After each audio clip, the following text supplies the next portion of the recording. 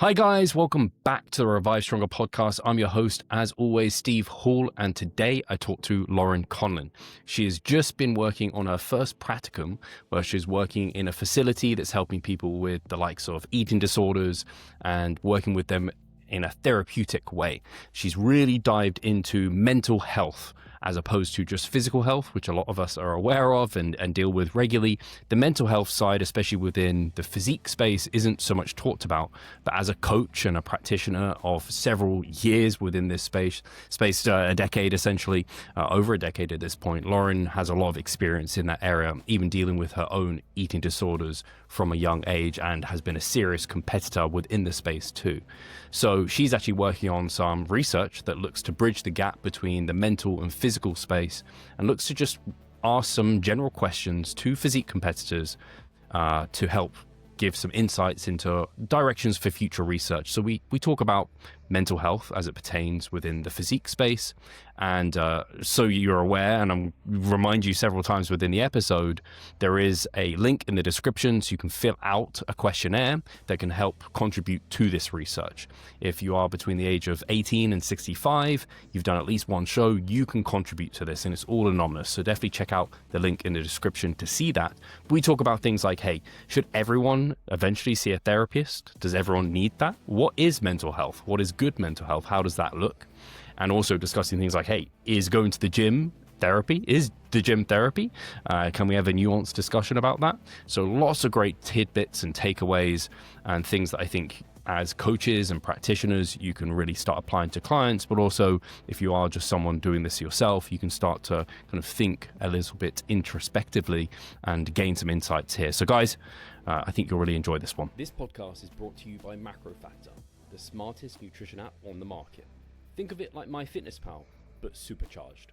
It outperforms it in every single way.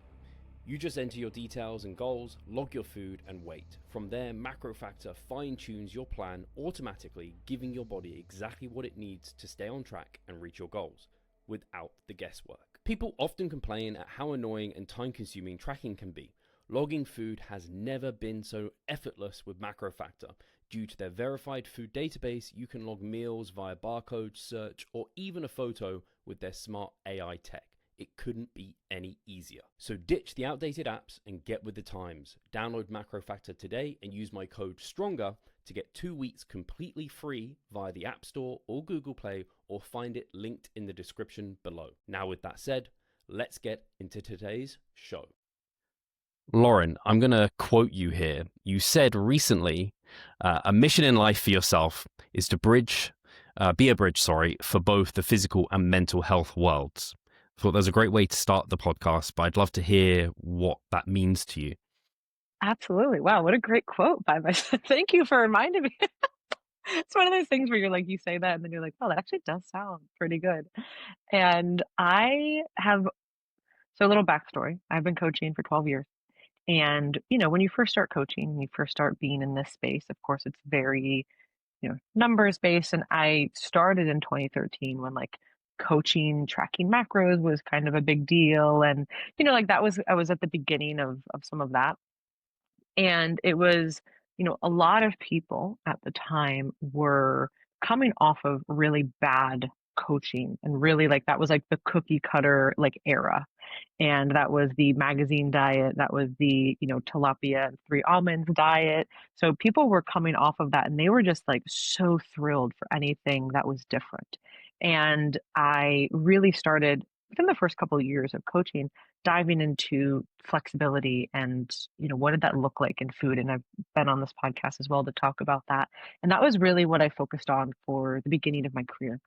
And then I started to realize how much, of course, mindset was playing a role and how much psychology was playing a role, but I had no formal training in that. And so I started doing my own, my own research, my own just, reading actual research, reading books, listening to podcasts, just different things. And mostly just learning from my clients and taking a lot of different information, synthesizing it and seeing like what's working. So I was kind of doing my own evidence-based kind of job. And then I realized I got to a point where I said, you know what, like I can get people to a certain space, and I can get them to that door, but I don't know how to get them through that because I'm not qualified or licensed or have the training. So I can either continue to refer out, or I can be one person who can kind of bridge both of these gaps. Because I was finding that a lot of people in the mental health space, if you would send a client, especially a physique client, to a professional like that, they didn't really necessarily understand it, nor should they, because that's not their role. But then there was like, well, now I don't know if I want to go to therapy because is this really helpful? They don't understand me. And I just realized that there was like this really big missing gap. And I was like, I feel very called to go back and pursue this. So that is that is the beginning of what the bridge is all about. Yeah, I So love that. And yeah, it's crazy to think how far the industry has come when flexible dieting, macros, if it fits your macros, was like you could literally, like, people didn't understand that at all. And mhm, you could kind of advertise your coaching as if, look, I'm a macro wizard, like I can calculate your mhm, macros and all of this. mhm, Whereas like that's nomenclature now in the diet world, actually people understand it. But mhm, with that, like you said, comes like sometimes a rigid approach, and like it's just another kind of pathway for maybe an eating disorder to potentially go down. And mhm, a lot of coaches, and I've certainly kind of made this joke where I'm like, I'm not a therapist, but a lot of the times it feels like when you're working with clients is a bit of yes, therapy. And of course, and hopefully people listening, and like yourself, Lauren, I'm careful to say like I'm sticking my kind of what's it called, scope of practice, that's the word, yes, and not want to kind of go outside of that. But I imagine lots of people listening, maybe even themselves, have considered therapy for a variety of mhm, reasons, or even have mhm, advised their clients to go get it. So mhm, it makes complete sense that you're trying to then be like that in between, where it's actually like you've been there, done that, you've kind of got the experience, but now you want to get that scope of practice to mhm. be able to actually not be outside of it, but within it, and help people. Absolutely, and it goes both, it's like bidirectional. So a lot of times people in the physical health space need mental health, like, help and direction and counseling. And because they are relying so much on like the physical health side of it. Physical health meaning like all the things within our like fitness industry is kind of what I'm using that. But then in the mental health side, there's also not really a discussion of physical health. So, and the benefits of that. So there is the kind of just general, just kind of like on the fitness industry, where like therapy is important, mental health is important, but like, what does that mean? It's really basic. Same thing kind of on the other side, where it's like, eat healthy and move your body. But it's like, what does that mean for people? Like, how is that tangible? And so I'm finding also that in that space, so it is really bidirectional now, that like therapy based clients could also maybe use help and even like, so just basic psychoeducation on the benefits of resistance training and cardio and like having more routines and eating quality foods. So I'm very excited for like what is to come because both sides need it, and really want to be a voice for both of those things. And it definitely is like you said, every coach at some point feels like, "I'm a therapist."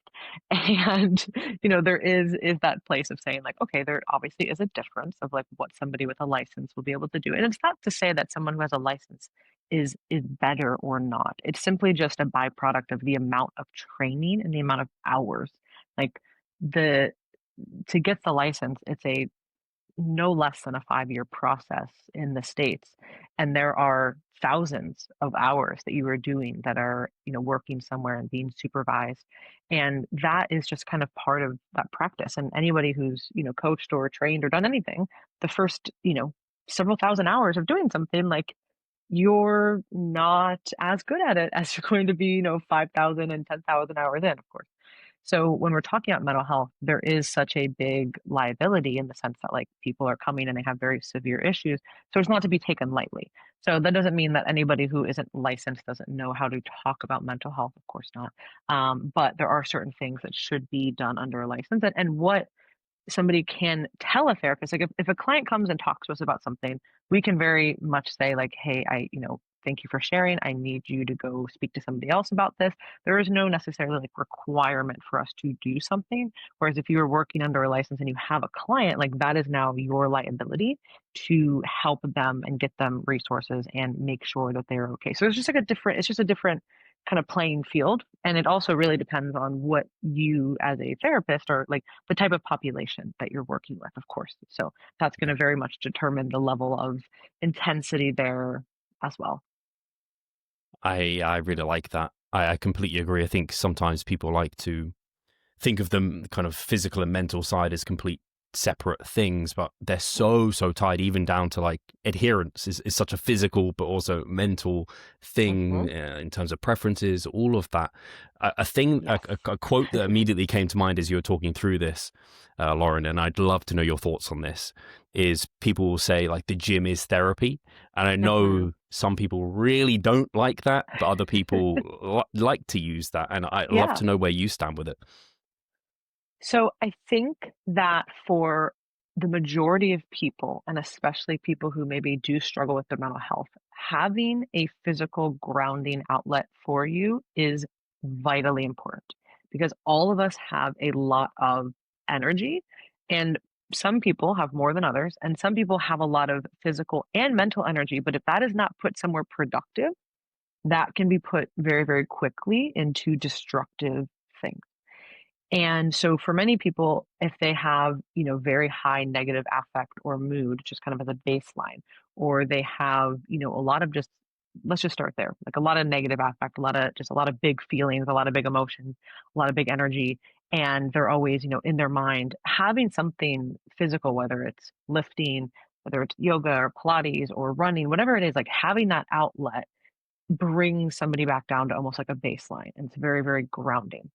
So I would say that for people who feel that way, like it is absolutely necessary. Now, that doesn't mean that it fixes some of the other issues. Um, and I don't think that it's a replacement. I think it can be in conjunction with therapy. So I feel like people, as always, especially on social media, like to take one hard stance or another. And I'm very much like, no, no, no, both of these things are right. And that's not to not take a position. That's to say that both can be correct. Ignoring your mental health and just going to the gym, probably not a good idea. But also, if you are somebody who struggles with your mental health, going to the gym 99.9% of the time is only going to help you. I can't really find a scenario that it's going to hurt you. Where I think people are coming from when they say that in sort of a negative lens is in that scenario where they have some negative mental health things going on and that person is completely ignoring that and only focusing on the gym. And maybe when we say focus on the gym, that also means all of their connections are at the gym, or they're isolating themselves, or they're in this silo where they're only hearing, like, let's say they are a physique competitor, they're only hearing like what is going on in that world. And they're not really being challenged with maybe their disordered point of view. So it can get really slippery in that sense. Like that is like where the slope it becomes slippery. But I do think that it can be very grounding for people as well. And especially like, I mean, like the research is just very evident that physical and mental health are so intertwined. And that is really how us as humans like evolved. And then things had to start to separate with, modern medicine and all of that. And um, we could have a whole different discussion on what that would look like and why that separated and, but that's not the point of today. But I do think that there is thankfully this like coming back together of understanding that all of these things influence one another. But it's pretty clear too that like, yes, training is super important, but someone who has like severe mental health issues, like them training an hour a day isn't fixing that. Like we have to have other things happening too, but it is only going to be most likely a positive. I love the nuanced take. That is, yeah, like you said, social media is terrible for it, where people just want to say like one thing, and then it gets the context is taken out, and yeah, the arguments just get lost, and then people just end up straw manning one another, and it's not productive. Hmm. It makes me think of actually similar. People will say exercise is medicine, and I think Hmm. again that's one of those that taken to the extreme, it's a problem. Like, yeah, exercise is going Hmm. to help the person who isn't exercising, and like they could do, I don't know, losing Yes. weight, some resistance training, so on and so forth, but you could be doing all the exercise and you literally need medicine to solve your problem, similar to Yes. the person with kind of mental health issues who's doing the training and is trying to use that as an avenue to get rid of it. But it's like, no, you're not going to get rid of it through more training. It could even make it worse potentially. Absolutely. And I think that it's like we have to look at like what is the baseline of a healthy person, like physically, mentally, emotionally. And, training and movement is a foundation of that. Same things like, getting enough sleep, getting sunlight during the day, like drinking water, eating quality foods. Like these are all like baselines of health. And if you're not doing those things, your mental health is probably not going to be good. Like if you don't go outside, chances are you probably might be struggling with your mental health. Like I really can't think of a scenario where that's like a good thing to be inside for more than a day outside of like injury recovery. So it's one of those things where we have to say like let's set somebody up for success first with a baseline of health, and then we can get into some of the therapy, and then we can start to dig once somebody's at a baseline, then we can start to dig into the deeper issues, and then maybe after all of this, maybe now we have to top it off with some medication or a more modern kind of medicine route. But what's happening, and where I think a lot of people get frustrated, is like oftentimes that's completely backwards. It's like, don't feel good, take medication, and then we're not even going to talk about these other foundational things. And it's like that is it, you might see some improvements, but it's still not going to be the full effect had you like have you taking these other routes as well for that foundational health. So I feel like some of the frustration is warranted with a lot of people in that sense, but it's also like we need to have the conversation of let's start here and then like build. I just think of it as like these like building blocks of like if you can get away with like the basics, always do the basics. But if you can't, then you start to continue to build each piece of like, the Lego, and then we have this massive set. Like that's kind of how I think of it. Makes so much sense. Again, immediately, what's in vogue right now is obviously the GPL-1 agonists, and it just makes me think of that, where the people who are kind of, I guess, negative towards these are thinking of those individuals who are using it as just a fix, and they haven't actually Hmm. put like they haven't. They're looking at it as a plaster on top of this cut, that they should just prevent getting the cut in the first place, get those grounding habits of good nutritional habits, like you Hmm. said, sleep, resistance training. And then if that's all not working, then maybe, yeah, we go to Yeah. medicine. But jumping there, it might help someone, but it's not really a solution. So I completely see what you're saying there. Hmm. Uh, yeah, I actually am interested if you have a definition for this, because I don't know if I've heard one for mental health. Like, what for Hmm. you? What does mental health mean? If someone was to say, "How do I know if I have good mental health?" What would you look to kind of diagnose that? I also don't have a working definition. The first word that came to me was thriving. So to me, it has to do with this internal state where you feel like you have a handle on your life, on your choices, on your behaviors, on your emotions, um, your actions, and really, are you thriving or not? And obviously, that what does thriving mean? That can look different to everybody, but to me, I'm having this like this energetic feeling when I'm thinking of that, and like you're moving in what most would consider a positive direction, and you have a handle on. Again, really, it comes down to like your choices. You don't feel out of control. Um, and you feel pretty confident with what you're saying yes to and what you're saying no to. So that's not much of a working definition that I'd put in a textbook, but that to me is like the first thing that comes up. And to be honest, a lot of people don't have a handle on those things. So it can seem like, oh yeah, but it can really quickly deteriorate when there's maybe not a good baseline, and then a couple sprinkle in some not great situations. I'm not even talking about like lifelong trauma. I'm talking about just like stressful situations. And everybody is going to have a breaking point. Some people are more resilient than others, and but everybody has a breaking point regardless of how resilient you are, unless you are taking care of yourself. And one of those domains is mentally. So, what are you consuming? Also, what are you repelling on purpose? Because a lot of times we always think about adding, and I'm really trying to be like, hey, we maybe need to like take stuff away. And that has to do with both the food domain and the mental health domain, because or any kind of habit. People always add this, add that. What do we need to take away? Because a lot of things are making us feel worse simply by us consuming them, and not putting up that kind of barrier. And maybe at some point you can consume it and not affect you. But if you're very porous and open, and then you're consuming a lot of negativity or things that bother you, well, nobody is going to be in a good headspace with that.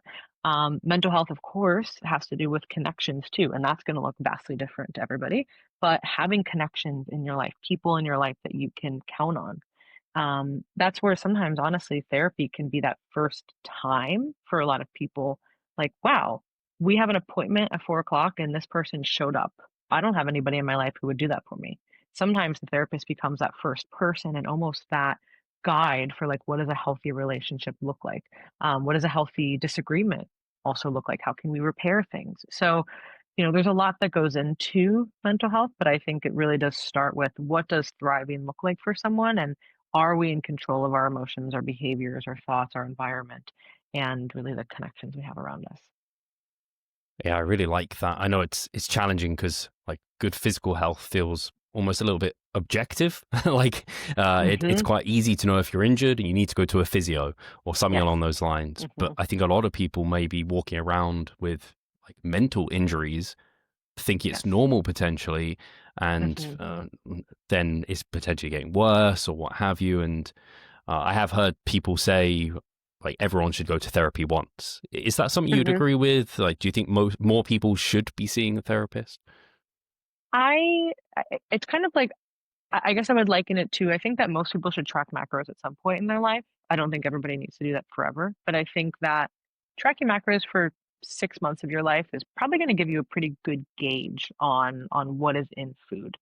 I don't think it could be harmful for most people to maybe get a personal trainer or, work out with someone who knows what they're doing, right? So, same kind of idea where let's see what this could look like and let's maybe get a baseline for what help or good relationships or objective questioning looks like in your life. So, I think that in that sense, therapy can be really beneficial for a lot of people. Um, I never wanna say everybody should do it, and of course, there are plenty of I don't wanna say bad therapists, there's a lot of mismatch with people. So, what works for me might not work for you, and, vice versa. So, a lot of times it's, because it is less objective and it's very, very subjective, it's hard to sometimes find that right fit. Whereas, with coaching in our sphere, you can listen to a podcast or two, you can check out somebody's page or maybe some information they've put out. And you're like, all right, I kind of gel a vibe with what they're sharing, probably get along with their coaching style. You get on a discovery call, you see their process. Okay, that works out. And you might have to still like coach, like look around and have a couple coaches before you find your person. But with therapy, it's even more intimate because you are really opening up, ideally, about a lot of really personal and vulnerable things. So finding that right fit is more important than ever because if you don't feel comfortable, you're not going to share. And then I've been in times, and this is, definitely on me, but there's been plenty of times where I maybe knew I needed to talk about something, but I didn't really want to open up. And if somebody wasn't asking the right questions, like I wasn't going to, like almost in this like, well, they need to figure it out, but it's like the only person that is hurting, like I'm the only one who's receiving negative, like I am literally my own problem. And so I think part of it is like a willingness to open up to somebody, but it's also that right fit. As soon as you find that right fit, it's like, oh, well, this is great. And not in like a judgment way, but you can usually tell if you're like, all right, I'm gonna get along with this person, or I like the way that they ask me things. And that is not the case with everyone, and that's okay. So I think that going to therapy for many people could be really useful. Um, if nothing else, just to work through some things, because let's be honest, most of us have something in our life we could probably work through. Obviously, some people have more things than others. And, that of course needs to be handled with care and could take a really long time. If you've had a really traumatic life, you're probably going to need to really explore things on a deeper level. And that just is probably going to take more time. But I would say that many people could honestly just benefit from that and just having that anchor to know, you know what, I can talk to this person who is in my life and cares about me, but is very objective because they're on the outside and they they only hear about these other people from what I tell them, and they're not going to judge me, hopefully, and they're going to give me some good perspective. And that's kind of that's why coaching can feel like therapy in a sense, because that's what a coach can do for someone. The right type of coaching relationship. But of course there are limits to what that's going to look like. But that is why there's such a big overlap, I feel like, because of that. Yeah, that makes a lot of sense. It makes me think of this thought comes to mind where for naturals, often getting blood work done isn't the same importance as for an enhanced individual because they're playing with much more Hmm. extreme things. And if you're following general good health practices, your blood work should be all right. But I do Hmm. think it's not a bad idea to get a Exactly. bit of blood work done every year, couple of months, like six Hmm. months every year or so, just to see what's Absolutely. going under the hood, because you don't necessarily know. And I think it sounds Yeah. like therapy is a similar thing here, where it's like, even if you are feeling like everything's fine, it might be worth just seeing what it's like for you and going down that path, which makes me think it's something I should venture into at some point, because I haven't. I've thought about it though. Yeah. No, and I think it could be really interesting. I feel like you would probably like it because and to be fair, you might have to try a couple people. So there could be that process, which is frustrating. I get that. But a good therapist will help bring things up and bring things out. And then there's definitely some things that you would be able to talk through and think through and just have that kind of objective person and hopefully come away with new tools to be able to handle situations because that's really what therapy should be doing. I very much support long-term therapy because I do think that oftentimes, especially in the States, it's become very medicalized where it's like, insurance covers X, so you can do 6 sessions. That is absolute horseshit. Like that is the dumbest process in my mind. If somebody needs 3 sessions or 30, that shouldn't matter. Like to me, I understand that's not how insurance and businesses work, but that's where I think the individual should have the ability to choose that.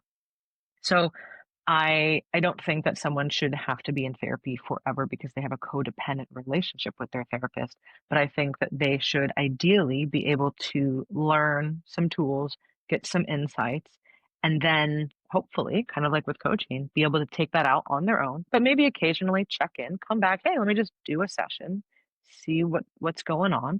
And then of course, you also then know if you have that person or you have a problem going on that is more acute, then you can go to them. What most people do is until they're in enough pain, they wait and then everything falls apart. And then they're like, guess I'll go to therapy. And that's fine. But now you're in this like ER, like crisis mode. And so then it's about like, let's bring it back down first. And then, and only then, can we really open things up. Whereas I would say, like in your situation, it would probably be better to come into this now where you're like in a, more balanced place, it seems like, but you have some things you could probably work on and uncover. So you're going to have the resources to navigate it versus, you're in the middle of navigating a divorce and now is the time to go to therapy. Like, yeah, that's probably a good time to go, but you're also now dealing with like the complexities of that. And then also like, let's work on you as a person. It's like, there's only so much you can do.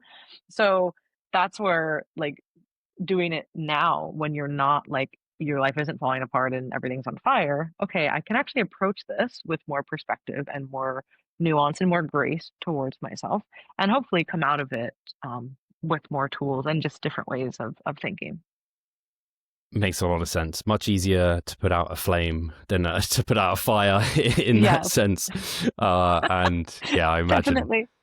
therapists, physios, even us as like personal trainers, like we wish clients told us sooner, whatever it might be going on. Always. It's Yeah, always like always. the shows in 12 weeks, the weddings in a couple months, or I just did my first internship at a rehab clinic. That's everything is on fire. Like you're on fire and the building, like everything's happening. So it's like this is literally like critical care ER. And we're not thinking big picture stuff. We're thinking about tonight. And then it's like then it, eventually we'll build up and move from there. But yeah, it's a lot harder to deal with those kind of critical like ICU. I don't know if you guys call it the ICU over in the UK, but like intensive critical unit would be like in a hospital setting where it's like the most intense, like car accidents and A&E, wounds. accident and Okay, emergency. okay, Yeah, so that's kind of what it's like when some like everything's happening and you're just like, yeah. let me take care of this thing. Don't really care about your cholesterol right now. I care about Yes. this. It makes me, do you know the meme where I think it's a dog with a hat on and he's sitting there with a cup of coffee and his house is burning down. It's like, everything's This is fine. fine. Yeah, this is fine. That's the Of one. course, It's basically that. the ultimate meme that just describes everything. Yes. Yeah. Should I go Obviously, to Lauren. therapy? And like, that's the person. Yeah. Yes. Uh, I initially wanted to chat to you because I saw you were doing some cool research, which for those listening, you can actually contribute to. So there'll be a link in the description so you guys can go through, and it's like a 10-minute questionnaire to fill out. And this is to do with obviously mental health within bodybuilding. So I don't know how much you can share about that research. I don't know if there's a hypothesis or what you're looking to kind of discover from it, but whatever you can Yeah. share, love to hear about it. And obviously, listeners, if you have competed before, basically you can actually contribute to the research, right? hmm Yeah, and I wanted to make something that was very broad for that reason. So if you are between the ages of 18 to 65 and you've done at least one bodybuilding show, you can contribute. It doesn't matter if you did it 30 years ago, you can still contribute. It's not about a active competition history. It's just about have you competed. So little backstory, I would say in spring, so January, I was in a research class for my program, and we had to come up with a mock research study. And I was like, all right, well, let me just create something that is actually interesting to me. So if I have to do a review of the literature, I might as well do something that's interesting. And, there is of course some bodybuilding and physique based research that we have. We know a lot of the problems that bodybuilders have. And then we know some of the therapeutic interventions that people who have those problems use, but we don't know, does this work for physique competitors, or are physique competitors even going to therapy, and what would work for them? So I brought all this together, and this is honestly very reminiscent of when I did my last research study where I was like, we know this, we know that, but there's no crossover. So let me just pull something together. So this was kind of the same idea. And basically, I just wanted to see, were there things that mitigated some of the psychological distress with competitors? So this is what we would call a feasibility survey study. So it's really not looking at it like what is the hypothesis. It's more of like what relationships are we going to potentially see? And then my goal would be, if we do see something meaningful, then somebody could take this and create an intervention based study. That person will probably not be me, but it could be somebody else who is doing a PhD and wants to run with this research. So that is kind of the background there. There's not necessarily like we are looking for this. We are simply looking to see, are there going to be relationships? And we're asking, just like kind of basic demographic information, basic competition history as well, like what shows have you done? Like how many shows have you done? Have you worked with the coach, et cetera, et cetera?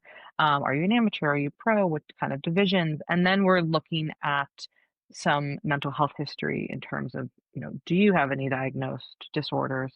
Do you feel like you have these disorders that maybe haven't been diagnosed? Because a lot of people maybe don't have access or haven't gone to be diagnosed somewhere. We of course ask a follow up. Why do you think you fit this criteria, et cetera, et cetera. We ask about psychotropic medications. We ask about substance use and history. So want to get a full picture of that, and then also go through and ask some of the qualitative stuff in terms of body image and relationships and mood and affect, and what effect competing had on that, in the sense of before, during, and after.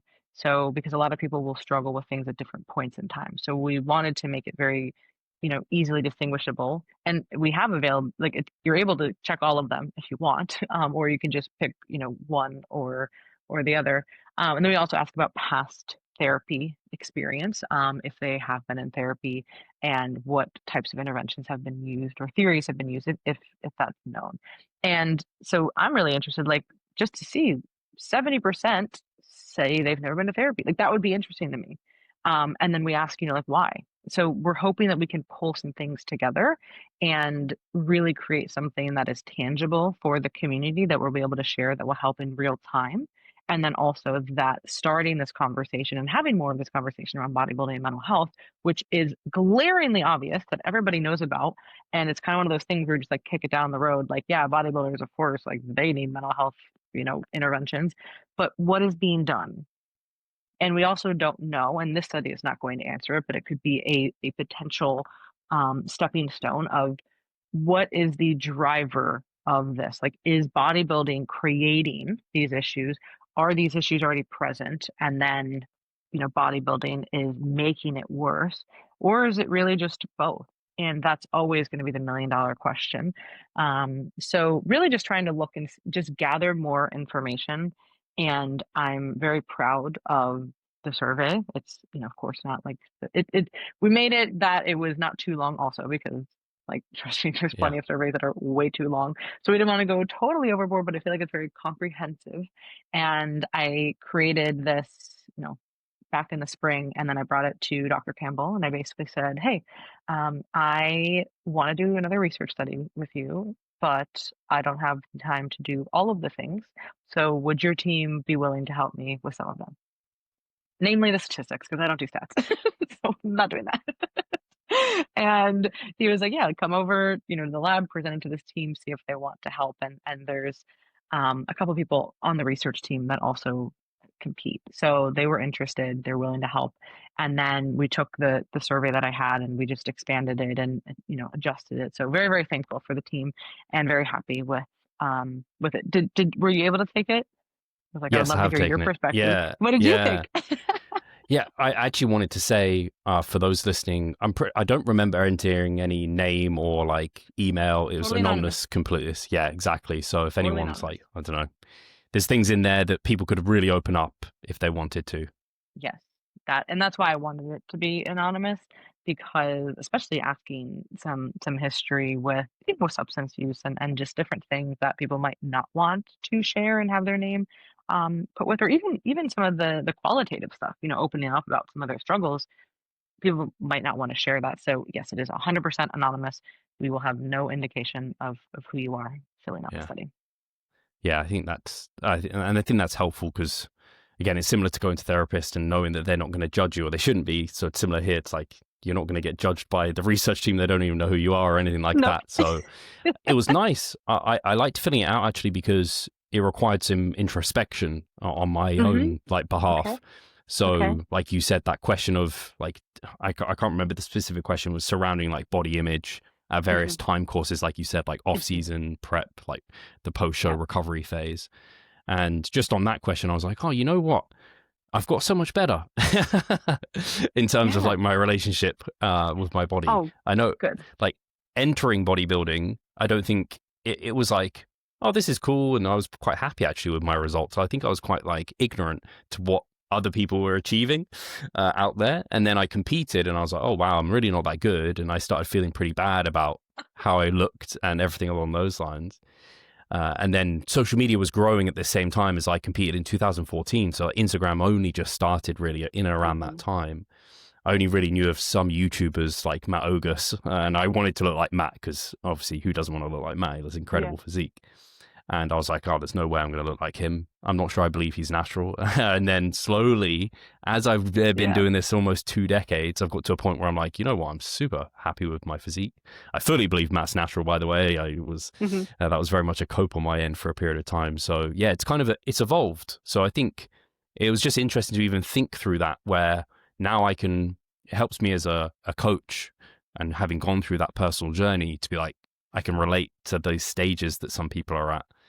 But the negative self-talk I hear of some people in this space relating to their kind of body composition is really sad, actually. So yeah, it was like I said, it was good to be introspective and think these things through.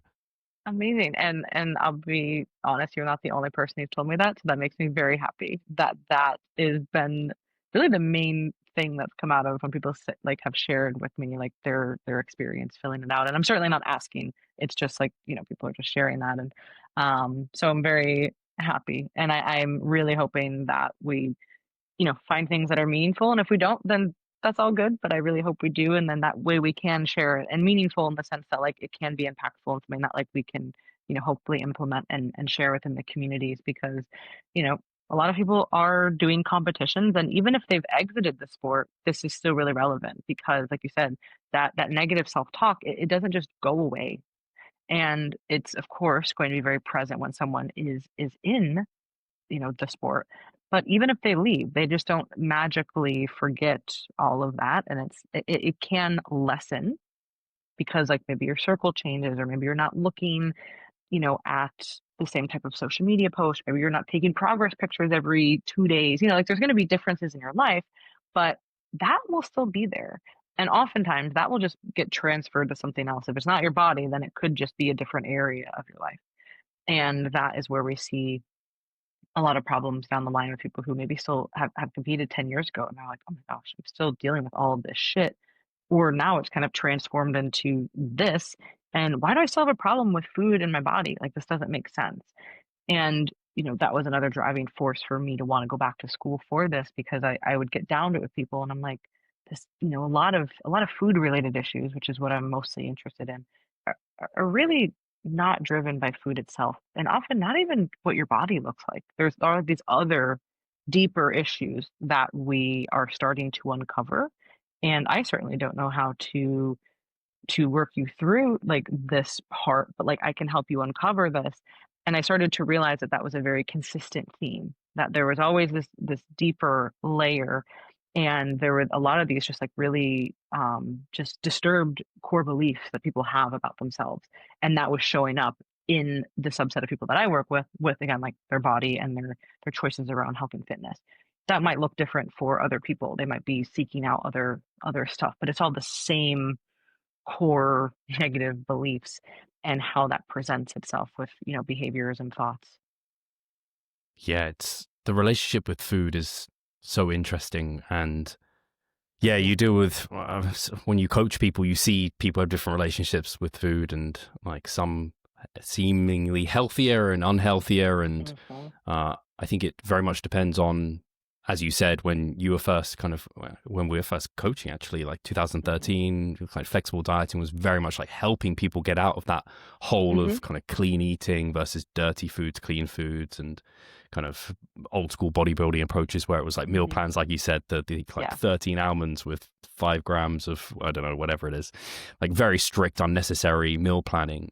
And then macros and numbers started to replace, and some Mhm, people have used that as like, now that's their new restriction. It's like, mhm, can you break away from that? mhm. And what does a good relationship with food look like for an individual? So it's a Absolutely. very interesting area that, yeah, if clients will let me, I try and dive into it with them. If some Mhm, people, you can kind of hear it for the way they talk about food, whether or not you feel like, "Oh, I feel like you said that in a way that makes me think we need to dive into that subject a bit more mhm. to make sure that, again, you're kind of controlling food, it isn't controlling you in that way." Absolutely. And one thing that I will say, because now I get asked a lot of questions about like, well, what's the difference of coaching versus therapy, and what can I ask and what should I ask, and I really think that there's no harm in bringing things up, like exactly what you just said.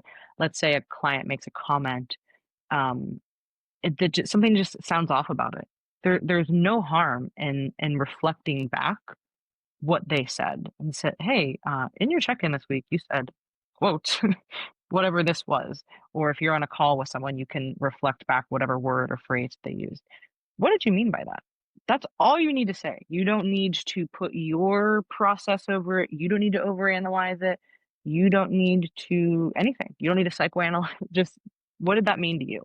And then that client might go, "Oh, well, actually, that was so silly.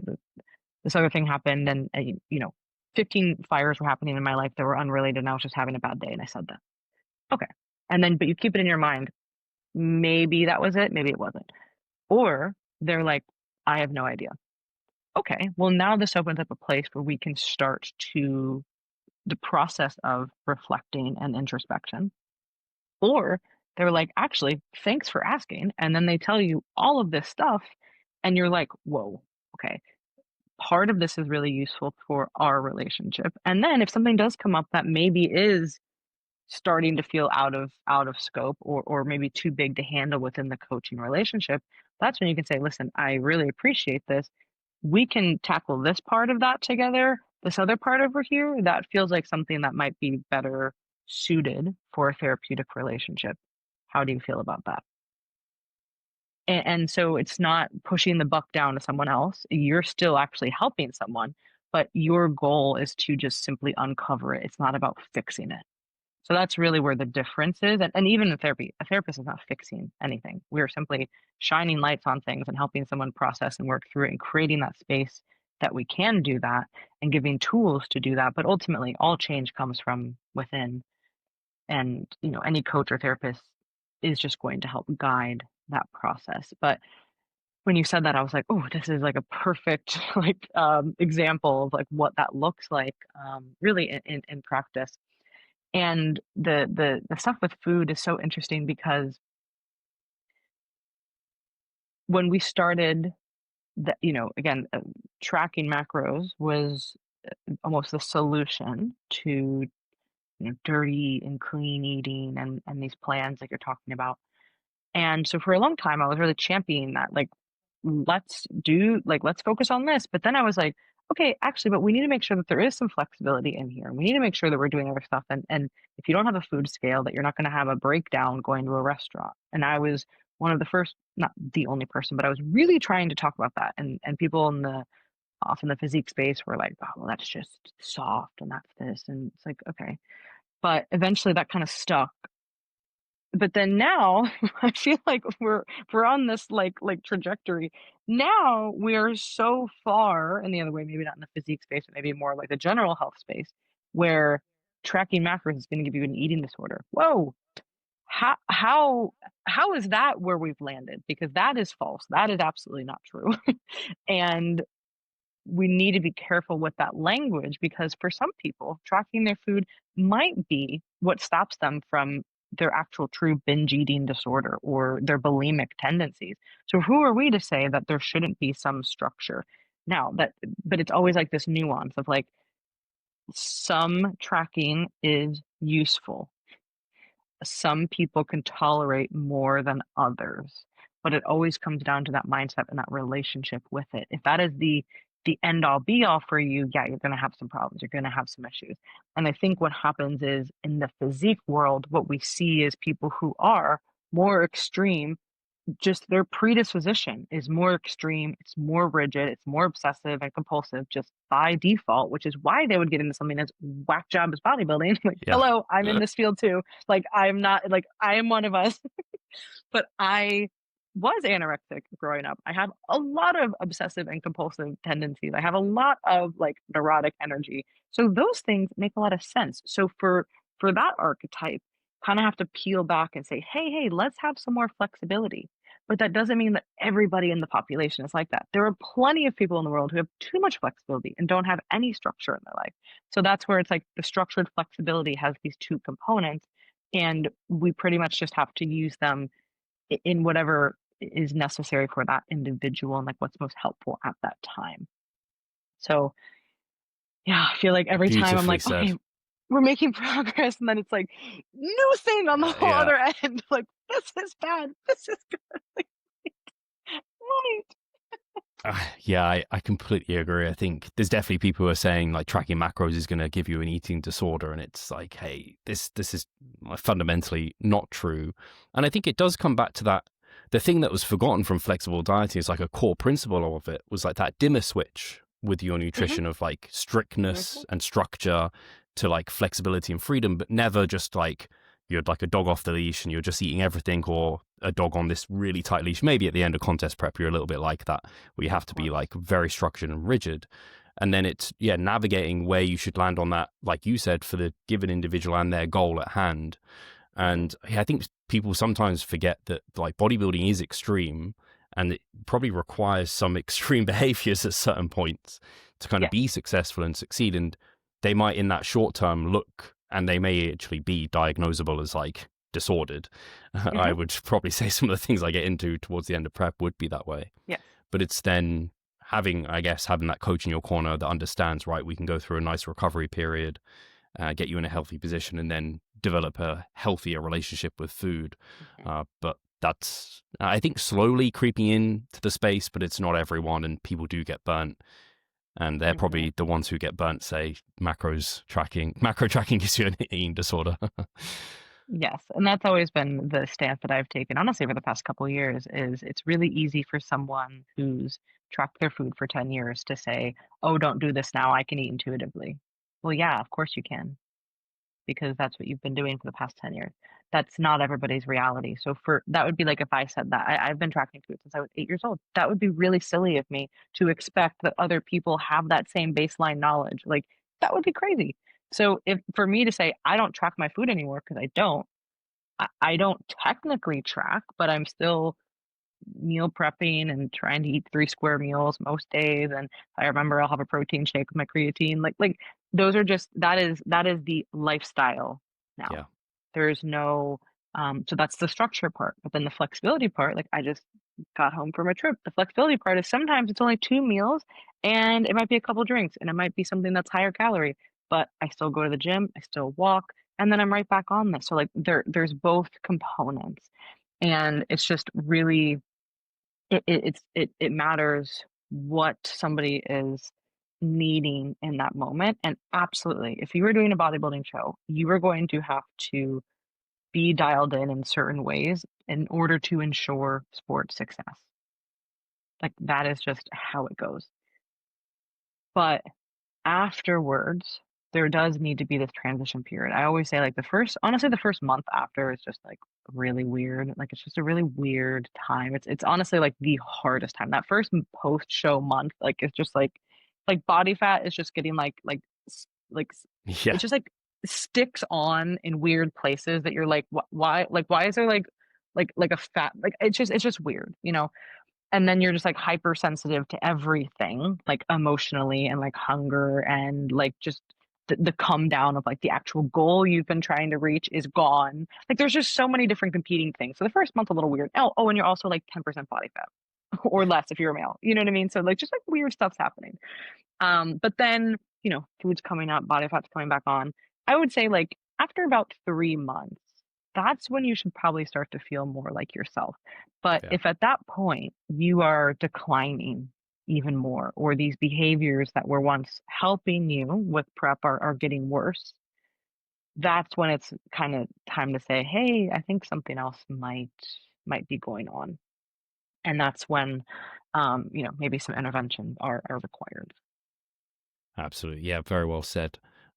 I was scoping your Instagram as well, and it looks like you've been doing some in-person kind of teaching and events. Yeah. And Mhm. I saw that you did a topic, and you probably have already touched on some of this, but it was relating to what can sports nutritionists learn from counseling. And I Mhm. guess that would be great to hear if there was any kind of Yeah, absolutely. take-home nuggets that you can share with Mhm. the listeners. That would be great. Yeah, well, one of them is one of the things that I already shared with it's called, like, reflection. So, basically, something that therapists do a lot is if somebody says a word or a phrase, you would reflect that back. And, you might not do that exactly in that setting, but if you hear a word or phrase or kind of a sentence or 2 that really stands out and you want some clarification, that is one of the best skills I feel like in coaching that, like, you can, use. And it might not look exactly the same in a coaching setting versus a therapy setting, but that's one of the things that I really find that as coaches, we can sometimes overlay what we think is happening. And that's because that's what everybody does. Like that, if you approached every single situation with a completely blank slate, your mind would be so overwhelmed and you would get nothing done. Like that's why we have like our brains have certain things wired in. And when you coach long enough, you see the same types of people, the same types of problems, like, and you kind of start to fill in the blanks. And about 80% of the time, if you're a skilled coach, you're going to be spot on. But that other 20% is where you really need to ask. And especially if it's something that's either troubling or if something that's been coming up consistently to be like, hey, 3 weeks in a row, you've made this comment. Because I'm always going to give somebody a pass. If they have the 15 things going on in their life and then they make some weird comment, I'm probably not going to bring it up that week. Like, also, I need you to journal for the next to like f off. I'm literally drowning. But if that happens a couple weeks in a row or a couple check-ins in a row, that's where it's like, hey, you've been sharing this and using like the direct quotes from the client is really powerful because oftentimes people aren't really even realizing what they're Yeah. saying. I mean, how many times have somebody said, "Why would you say that to me?" And you're like, "What? What do you mean?" And no, you like literally just said this, and you won't even recognize it yourself. I've got the That receipts. like literally, we have the Yeah. receipts. Why did you say? Uh, and that can happen in so many different, kind of scenarios. So that's really one of the best things.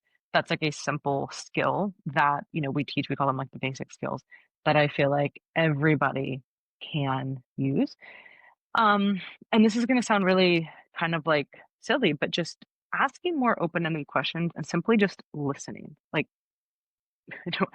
crazy concept, but that is where you're going to gather so much more information when people are allowed to just share, especially in like an open a lot of times coaching ends up being a lot of closed-ended questions because we're trying to just gather certain data. So I really encourage clients to even like take a look at your check-in form and see the types of questions that you're asking. Are they mostly closed-ended questions that could be answered in a very direct, like yes or no or scaled kind of way? And even if it is a scaling question, like 1 to 5 or 1 to 10, then follow up, with, okay, here's what the scale means. Are there any changes? Tell me more about like why you're in, why you chose 1, 3, or 5, whatever it might be. And that way you're getting more information because somebody's, and this is where, different personalities are going to be very different. Somebody could have a great week and just based on their personality, they're going to say, I'm a 5, like 1 out of 5, like great week, 5. Some people who are going to have a great week and just based on their personality, they're going to say 3 because to them, a 3 is great. Like that's just, "Oh, it's a good week. Nothing extraordinary happened, but it was a great week. Okay, I'm a 3." Because they have just a different way of sharing information. If the person who's always a 5 then puts 1, you're like, "Whoa, whoo, what's going on?" Danger zone. But also for that person who said, "Great week," and then a 3, that's where you have to clarify, okay, so and, over time, you kinda just learn these things with people the more that they share with you, but sometimes it is helpful to, like, preemptively kind of ask these things, and that's where the open-ended question a really great book, I feel like I always do this on interviews. I just like, "So over here." Yeah. And you might have read this, I'm not sure, I Motivational was literally going to say Interviewing. motivational interviewing. Yeah, it's a great book. Yeah. So it's a motivational interviewing in nutrition and fitness specifically. Now, everything in that book certainly doesn't fit. I certainly don't take everything that they say. I disagree outright with some of the things that they say, and that's okay. It's still a great book for the most part. But one thing with if you look into motivational interviewing, a lot of it is just simply asking better questions, listening, and then creating this this option with clients because I think a lot of times fitness we can and it's getting better, but we sometimes can get in a space where it very much is like, you know, I am the coach, you're the client, here's what to do. And I think that that also again depends on the type of client that you're working with. If you have a 35-year-old mom of 2 who is married and is in a really high stress career, that client is probably coming to you to say, "Hey, I am really struggling. I need someone to take these things off of my plate. Can you help me make decisions?" For that person, I'm going to likely be more direct in more areas because that's what that client needs. If I'm working with someone who is in a space where they have more bandwidth, they have more energy, and mental capacity to work through things, I'm going to push them in different ways because that's what they need and they've asked and requested to be challenged. I want to, I want to know how the process works. I want like those clients when you get on the call and they're like, I want to know how this works and how did that happen? Like those clients, we're going to get into more of those nitty-gritty things and it's going to be more of that like collaborative approach because that's going to work for them.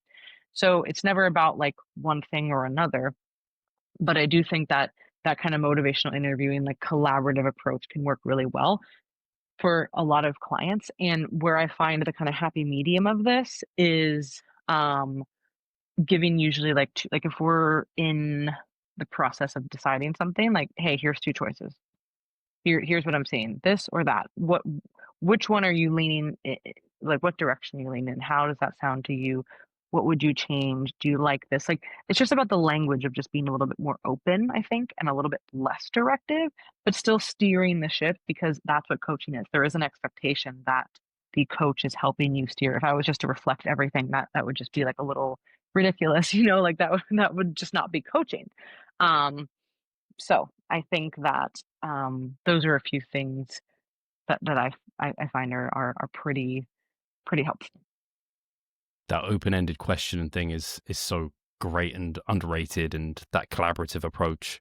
I completely agree. It's the way I coach. I don't know if this is how you've coached and continue to coach is using kind of video check-ins so that the Hmm. people can kind of talk through things and that you can kind of pick some bits and pieces up. And often I look at their spreadsheet and I don't know, there might be something like I get them to fill out their accuracy of nutrition, and it might be like very Mhm. inaccurate. They didn't reflect on it at all. So I'll be Mhm. what is that? And it might not be a problem at all, or it might be like actually they had a complete binge and they didn't tell me about it. So I'm always asking these questions and like diving into Mhm. specifics. But actually, funny talking about even recently, I was helping someone with their peak week, and she didn't really like looking at her photos and giving me feedback, and she's like feeling a bit insecure about it. And because often I ask like, oh, how are contractions? How do you feel like you're looking? Like, how are you feeling? And I just began to learn after like each peak, it made her feel worse to try and dig into that. She just is like, you tell me what to do, and like I trust you. Yeah. I'm like, right, do this. Whereas other people, I'm like, hey, yeah, like how, and they want to be like, oh yeah, I think we should push a bit more here or what have you. Yes. You like it's specific to bodybuilding, but it's the same sort of. Obviously, you Mhm. gave like the more general person population, and Yes. then like someone more serious. But you can definitely apply it to competitors, and so Mhm. much so. I've had it sometimes where clients will tell me like just be more direct because sometimes I Yeah. am giving like options and A and B, and they just tell me which one to do. And sometimes I'll even say like I think this. I'm leaning towards this, but what do you want to go with? And they're like, wherever you're Exactly. leaning, I'm good with that. 100%. And that's where it's like that like decision, like that like, okay, here's the fork in the road. We're here. Now what? And I think that there's just it's just about and that is really the skill of coaching is knowing when to dial that up or dial it back. Because when you really get to know someone, the first month of coaching is really just getting to know someone. But after that, you kind of get to see like what are their typical responses? How do they normally handle situations that come up? And where do they need to be pushed? And where do I need to be more direct? Um, and where do I maybe need to dig in a little bit? And I think that it just really depends on the client personality and on what they're specifically dealing with. And some clients, things are going to be more cut and dry, and that's what they want, and that's okay. And then other people are going to want and need more. And to me, a coach who's able to navigate both of those is really what we should all strive for, in my opinion. But some people certainly like to niche down and like, nope, I only work with clients who do this. I only work with clients in this way. And that's fine. You have to just know yourself and know what you want to do. I've always been someone who, if you can't tell from this whole conversation, I like to do there's always a different approach that we can take, and there's always another option, and I like to just be all flowy with it and not commit, but to really be able to see, like, who is in front of me, what do they need right now? And that has been, with coaching, a lot of times it's more of this delayed thing, like, I can gather, look, read it, and then, okay, now I can put it all together. What I've because I've done less of the I do a lot of speaking events. But that's very different because you're also just talking and then people are asking questions and giving you feedback. Whereas with therapy, it's very dynamic. So somebody is saying something and then you're like, oh wait, I'm the adult in the room. I have to say something back. Okay, I can't just listen and like think about this for 5 minutes because that would be weird. That would be very awkward. So that's actually one of the things that I've had to learn to be much more dynamic and like quick with my process. And that is also where those questions and those clarifiers or restatements can really help because you could say the word angry and I'd be angry. And you could be like, yeah, I almost ran my car into this person. You're like, whoa, okay. Or angry could just be like, yeah, I spilled my coffee this morning. I was a little frustrated, but it's all good. Like everybody has a different kind of Yeah. emotional response to things. So that's the reflection can really help in kind of clarifying the position. But yeah, the dynamic part is definitely more challenging, I found. And it's just, again, that's just another skill to develop and get better. Um, and one of the skills is silence, where silence can be very powerful, like in a conversation, like from coming from a therapist. Like if somebody says something really impactful and then therapist is silent, that can be really good instead of like jumping to the next thing because then that gives the client time to take a pause. You're taking a pause, and then they can actually continue with more of what they mean. And at first I thought, oh, I'm so talkative, that's going to be really hard. But now I found that I am a slow processor, which I know that. So it actually works. I'm like, oh, killing the silence game because I'm like really just trying to think, like, what's next? And then someone will say, so it's definitely been a whole process there. And then group therapy is very different than individual therapy. So that is a whole different skill set. So Oh, I bet. yeah, dealing with the dynamics of a group is a lot. And when I did my internship, I was at like I said, a rehab for drug and alcohol and eating disorders, and so we would have open groups because that's how facilities like that work. So in a closed group, you sign up. Oh, 8 weeks, disordered eating for bodybuilders. Oh, okay, that sounds like a group that is very specific to me, and we're gonna have 10 people in the group, and I, as the leader, know everybody, and we kind of go through the whole phases of like intro and then learning the norms and then kind of diving into stuff and then wrapping it up. Okay. With an open group, that's not like that. There's new people every day. People are coming and going every day. And they're also at different points in their journey. So, like we said in the very beginning, when somebody is coming into a rehab setting, obviously that's like the ER. But the first couple of days is very different than the last couple of days. Even though it's only about typically 30 to 90 days that somebody would be there, that's still vastly different. Like somebody on day 2 is vastly different than somebody on day 30.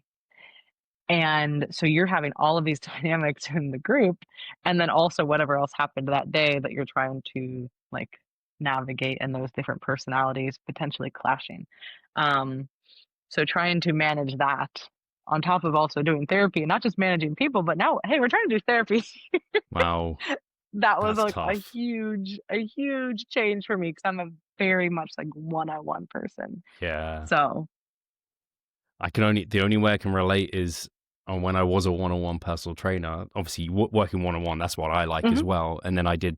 I can't believe I even did these now because I was very fresh to personal training. I was in contest prep at the same time, my mhm, first prep, and they got me to do a group class, and I was like, "Oh my gosh, this okay, is so out of my comfort zone." Because then you have to like, there's people that will stay quiet, but they've got a problem, they won't say anything, so you have to kind of identify mhm, that, and then you got the people who are just like yapping your ear off and like taking like as if it's a yep, one-on-one session for themselves. mhm, I can't imagine what that's like to navigate for yeah, yourself and in this sort of you got the scenario. regulars who like know how to train, and then you have people who it's like maybe their second time Yeah, at the gym, and you have to do the same class, but then you're like, how do I tailor this to everybody? So it's like honestly like that, in a sense where you're navigating all the different stuff, but this is just more based on navigating like personalities and like where everybody is at and the capacity that they have because some people don't have a lot of capacity to give, and then other people are like ready to like dig in and do stuff. So it is interesting, but that was a whole big learning curve for me. yeah, I bet. Still a big work in progress. Yeah. Lauren, I love this area that you're diving into because I think it is massively underappreciated within the bodybuilding sphere. But anyone who competes, anyone who coaches, you know how important mental health is. And I think the work that you're doing here is going to be really beneficial. So I'm excited for, like you said, anyone between 18 to 65 who's competed once, natural or not, like doesn't matter. Yep. You can complete this form. It's going to be linked in the description. You can contribute to this research, and then yeah, I don't know. Do you have a timeline on it? Like when you're expecting results and bits I and pieces? oh, results, I don't know. I believe we're shutting it down October 15th. So try to fill it out as soon as you listen to this. And in terms of results, that's always like the big question mark, right? Like it depends on that's where the team help comes in. So we're gonna have someone run the stats on it and then, actually figure out what do these results mean. And then, I mean, I would like to get this published. So we're going to go through that whole process of writing and the peer review. And I am really hoping I can find an open access journal that I can afford.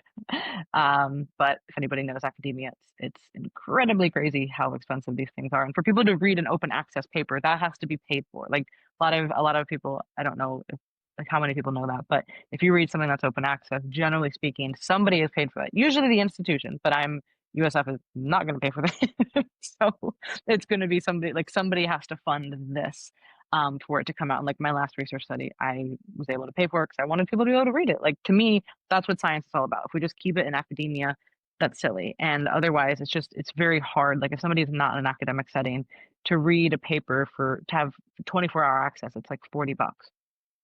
My study's not going to be that great that Wild. people are going to do that. And that's fine. I would not expect that. So I want to make this as accessible as possible. So hopefully we can do that. But don't have a timeline. It'll really depend Yeah. on the team and me also me. Yeah. There's that part too. But definitely, yeah, if anyone they want to contribute, definitely go click the link and fill it out as soon as possible because there's not going to be that much time left that's going to be open. Is there anything else you're working on, Laurin? Anything else people should know about? I restarted a podcast.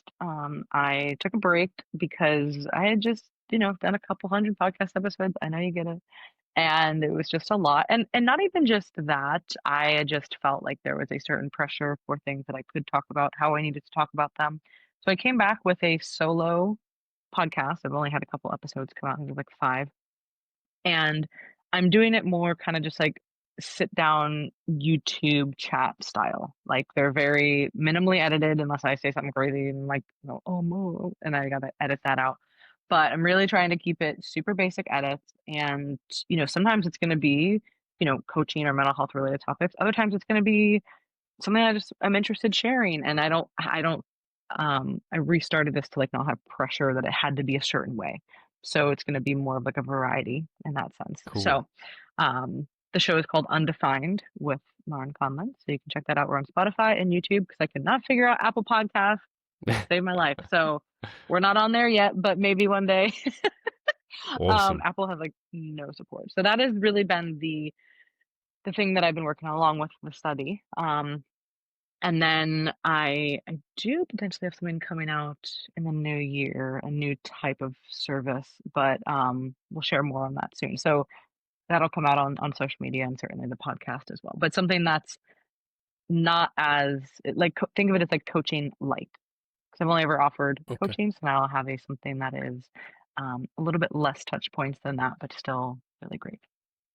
Nice. Yeah, I can definitely relate to the podcast thing, and especially feeling like you can say or can't say certain things. I never like feeling that way. So I like the Hmm. idea of just like kind of not scripted, relaxed. I've done a very few solo episodes, but so far I felt quite pressured to like make them very like, I'm touching this topic. I'm going to make like reference the science and all of this. I'm like, it might be nice to do some relaxed ones at some point. Yeah, and people generally like you think about the type of things that you like to consume. Like you want to hear that side of stuff from people, and it was always just hard for me to open that up. And to be honest, like it's not like I'm sharing every detail of my life. Like I think there are certain things that are private in my life Sure. for a reason, but you can share a little. I felt like okay, I could share a little bit more here, and that's what I wanted to do with that and make it, yeah, like when I'm talking, I am going to kind of ramble or I'm going to start something here and then bring it back around. And then I'm like, that's how I communicate. And it's just more of like a casual way of doing it. Yeah. I'm like, yeah, that's okay. I'm allowed to do that here. Like Yeah. I'm not, presenting at ACSN. Like it's all right. Yeah. It's just a 15-minute podcast. You know what I mean? So I, that was why I was excited to restart that. Nice. Yeah, I'll make sure I get the link to that so I can just Yeah, put that in the definitely. description. Obviously, your Instagram as well. I'll put your Instagram handle in the description too. And of course, like I Amazing. said, the paper is going to be linked there. So make sure you guys fill it out. I know we have a lot of competitors listening. Yes, And please. thank you, Laurin. Thank you all. If you do Of fill it out, course. thank you. And we'll talk to you soon. Take care. Bye, y'all.